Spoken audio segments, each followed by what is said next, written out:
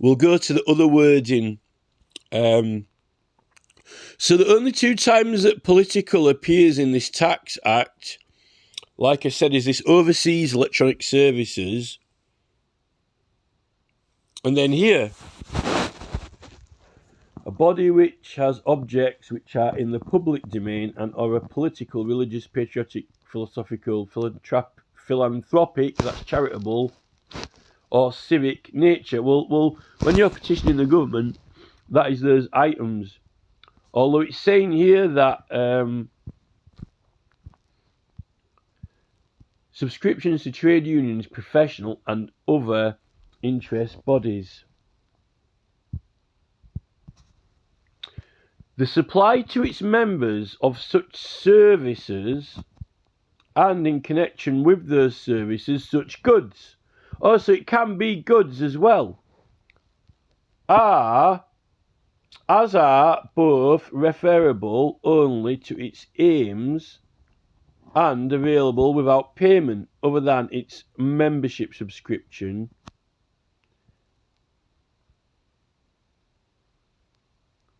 by any of the following non-profit making organisations. So it's already saying that these are going to be officially acknowledged as non-profit making, so that they're immediately acknowledged as not for profit anyway, right? So they're not having a profit. They can do memberships, or they can, like, you can be a member of a political party, or you could donate to it. They are allowed to sell things for fundraising purposes. But I've been given a lot of the majority of stuff I've given away from free. I haven't really sold anything, not even to raise money to get more things. It's just been given away for promotion. So immediately, it's Group 9 anyway. I've been doing things in Group 9, and I haven't even really needed to qualify for. The thing is, this is Group 9 when you're going to be giving things away, right? But what things? What things are you giving away for free? Well, it says such goods, so there can be goods. Now the problem is that, well, it's not a problem. It's the solution to the problem. All of the majority of goods that you need or use for these of this group are already zero rated items, regardless of who buys them. Small advertisements and handbills, they're already zero rated items. They're not tax rated, no matter who's buying it. That's the thing. They're already zero rated. But when companies are making these items, they aren't. When they're making one thing all the time, right, then, you know, they don't change the tax on it. But occasionally, they might have to make something that has been tax rated, but it no longer becomes tax rated anymore. Because it can fall into these categories.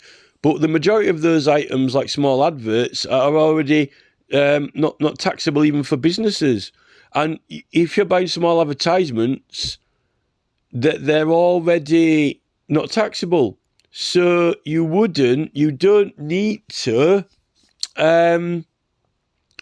you don't need to, even if you're a business, give over a VAT or tax number, because it doesn't matter whether you're a big company with a tax number or not, or whether you're a very small business or an individual doing gardening jobs.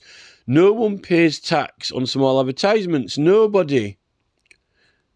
Whether you've got a tax number or not. So you're not going to need the tax number, because the person selling those small advertisements never taxes anyone for them.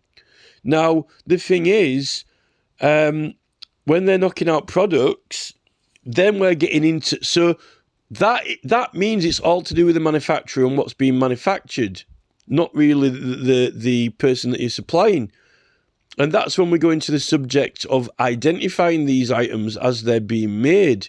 What are these items? Let's identify them. And that's when you've got this tax, the tax rating changes depending on what's coming out of the factory. And this is where you don't, it's got nothing to do with the person who's buying it. When it becomes, when you're making something that is zero rated, you change the tax, how much percentage of tax you're taxing at, whether it's 20% or whatever. It tells you what to do. It explains to you to put the tax it at the percentage of 0. So you are taxing it. You are taxing it, but you're taxing it at 0%.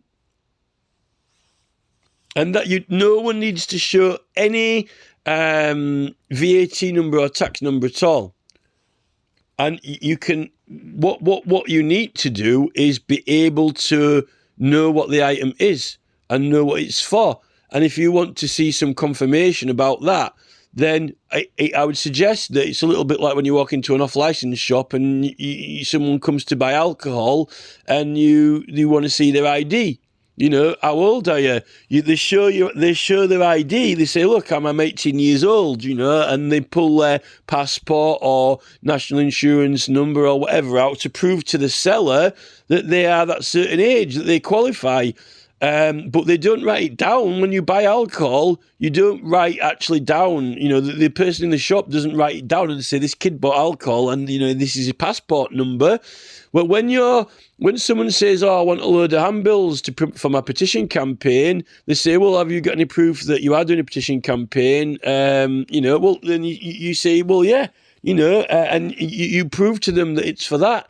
And then as long as that, you know, you have to satisfy them that. Now, if they're worried that the taxman might say, why have you set this at 0% rate, then you're within your rights to say, you know, can I take a record of this, you know, who you are or what your petition is, just for the records, in case the taxman comes and asks why have you, you know, these are set at 0%, you know, just want to have a look at this, have a check of it. Then you say, look, well, you know, it's for this petition here for government, you know, petition 63464 came in or whatever, but not all petitions are registered online electronically. Some of them are in hand, and while you've got a right to promote them and a right to collect the signatures, and you don't even have to hand it into government until you've finished. So you've collected all the signatures, then you walk to number 10 Downing Street or to your MP and you give it over to them. You hand it to them. And, you know, that's what you're doing. Now, if you're getting some small advertisements to promote it, or even if you're doing it on your website or whatever, then, you know, it is what it is. There has to be some human machinery in the brain clicking into place. It's purely on recognition. It is what it is. And that's what we're lacking. I don't know why some people are obsessed with these tax and VAT numbers, because it's the item. The item itself is changed to 0%. And if you're making those all the time, that's what the percentage of tax is going to be on those items that are officially recognised in that category and class. Because not all people look at small advertisements. Small advertisements are zero rated. It doesn't matter whether you're a gardener getting small advertisements and you're not tax registered, or whether you're a massive company, like a massive, huge business that does the whole of England. When you are VAT registered, tax registered, and doing gardening services, no one pays it.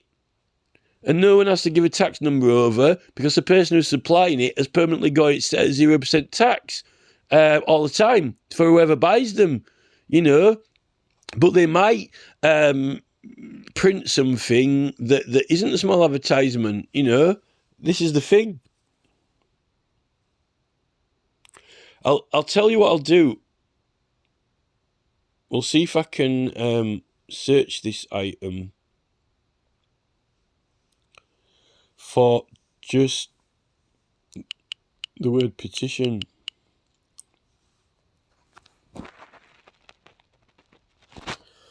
Sports competition. So it's pulled up the word competition. Enter a competition. So it's only got the word competition, which is almost like competitions between political parties.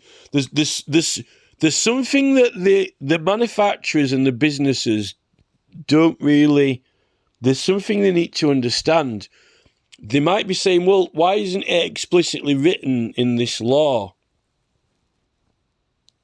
Why isn't it explicitly written in this law that people doing, petitioning activities do not have to pay VAT? Well, there is a reason. So the government writes rules and law, and the government want it to be people to be able to understand it. But there's one thing. There are some things which are the law and is perfectly normal thing, but the government don't really kind of like it. And I'll give you one. The best example of this is voting. It's voting for Labour.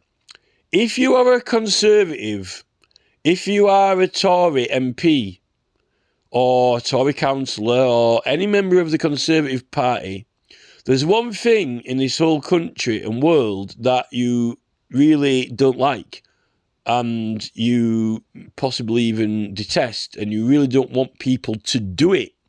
And no, it's not having sex, it's not smoking, it's not drinking alcohol, it's not fighting in the street, it's not, winning the lottery. It is someone going and voting for the other party, for the Lib Dems or for Labour.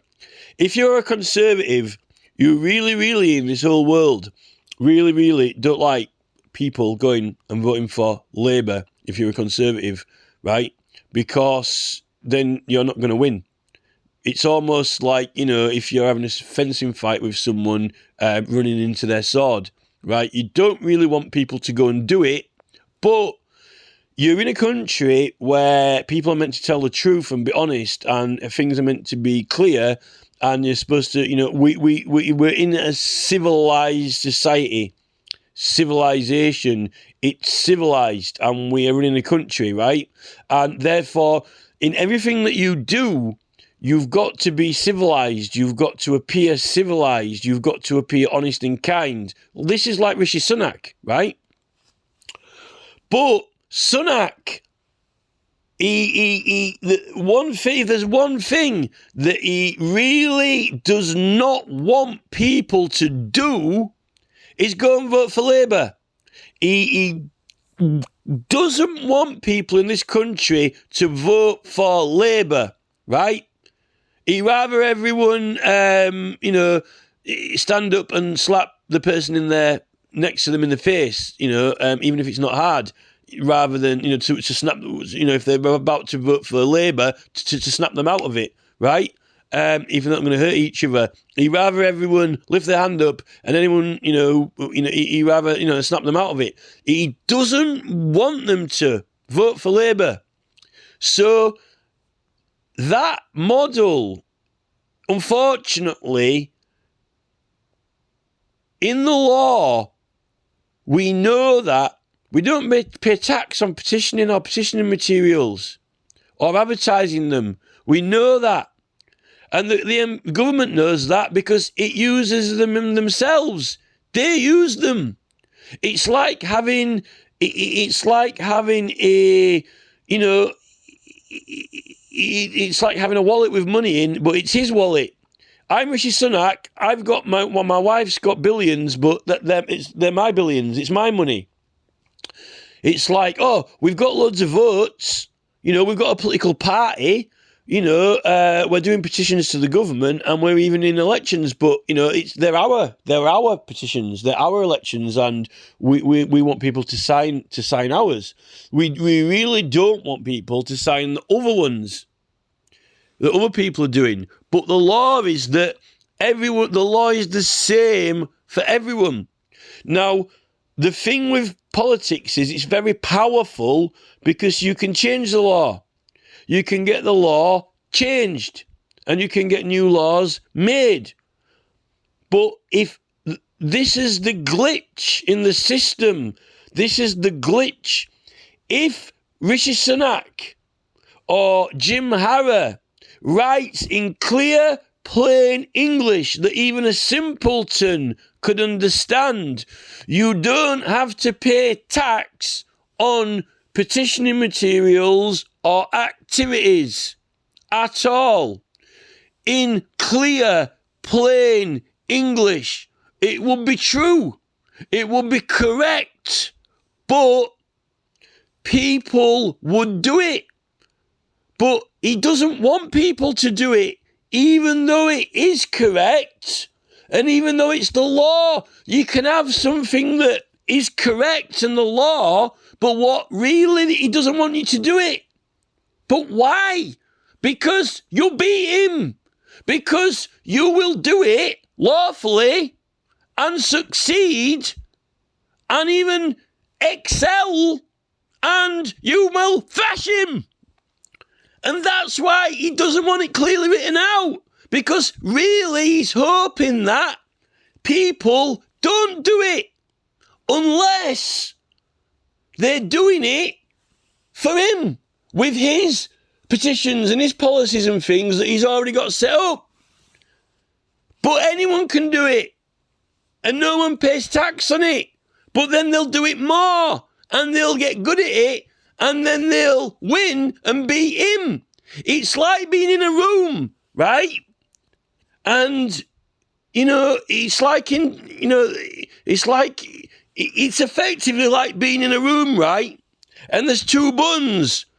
If you go into a room and there's two buttons and there's a desk with a blue button and a desk with a red button, and the law is that you can push any button, right? If you push the blue button, Tories win. If you push the red button, Liberals win. But then there's another button, right, which doesn't have a colour, but that's for anyone to win, right? The last thing that they want is a big sign up pointing at the other button saying push this button and you win and we lose. Because if they put a big sign there saying push this button and we lose and you win, people will go push it and then they will lose. That is the principle and the reason, the underlying reason why Jim Harra and the government don't want the instructions and law in the acts written too clearly or too obviously. They are written, it is law and it is fact and it is truth, but they can't make it too obvious because they just don't really want people to do it even though you can do it, right? It's as simple as that. They are being somewhat, mercurious about it because really they have a side and a party, even though it's meant to be a unbiased and even though it's meant to be an impartial government, they can't be 100% impartial because they want to win. And they want this. This is where we are now with these referendums, with the Secretary of State for Transport. There's the Darwin Oak petition and the Stonehenge petition and the Wales 20 mile an hour petition that are all eligible for local referendums because they've collected enough signatures for local referendums. And the Secretary of State for Transport doesn't want to give them, even though he's meant to. Why? Because then we will vote on it and the government won't do what the government wants to do with the plans for the roads. We'll do what the people want to vote on for the plans for the roads. And we've got a right to do that. It's a lawful process and that's what democracy's for. But they don't really want you to do it. Why? Because they want to do what they want to do. Now, this comes down to sportsmanship and Englishness, really. We've got some people who want you to be stupid. This is the whole Oxford versus public school versus private school conundrum. They're claiming education. They want people to be educated and intelligent and be loyal supporters of Labour or the Tories. They don't want people to be highly educated and exceptionally intelligent and be independent and get the country to do what they want to do, not what the political party wants to do. And this is when we're bordering on criminality in the government. If you can prove that they fail to give adequate advice and fail to give adequate clarity in the law on purpose in order to gain an advantage and put you at a loss, then we've got a problem, because that's subverting the liberties and rights of the realm of England, right? And that's a problem. But what they do is they don't tell lies, but they're mercurious. Handbills, election addresses, small advertisements, all 0 rated. Well, we're going to be using those things. Stationery. Blank stationery, usually, not yet designated for a specific purpose. Blank stationery that you could, once you write on it, it becomes for the use of a charity or for business or for political. Once you've written on it, or if you print it, then it is discounted from the other categories. Once you write charity on one pile of notepads, on every page of the notepads, charity notepads, you've discounted them, or at least you've marked them. You mark down, mark up. You've made a mark on them. People who are running a business or a political party won't really want to buy a notepad where every page says charity notepads on them. People who have got a business to sell cars won't really want notepads on them that say political petition notepads on every single page, even if it's not got the petition written out on it or what the petition is about. They've been marked down. The basis of that is if you walk into a shop with a pen and go into the shop and just start drawing on things, right? You are damaging them. They will try and prosecute you for criminal damage if you don't pay for them. Spoiling them, marking them. It's been... The VAT won't change, but they won't be able to sell them because you will spoil them, and they won't be able to make a profit out of it because people won't want to buy it because you've marked it. It's been marked down. This is the thing. If you've got notepads and you write on every page of them, charity notepads, they're not going to be too much good for things that aren't for charity. In a way, they've been discounted. You don't count them as business notepads. You don't count them as that. They're discounted from the list of things except charity. They're only counted in charitable items. They're discounted from the list of other items. They've been marked. They've been marked for charitable purposes, that's the basis of it for the print, and that's to do with the manufacture of it. That's not even to do with, the buyer. This is just things on the shelf, This is what the basis is set out as.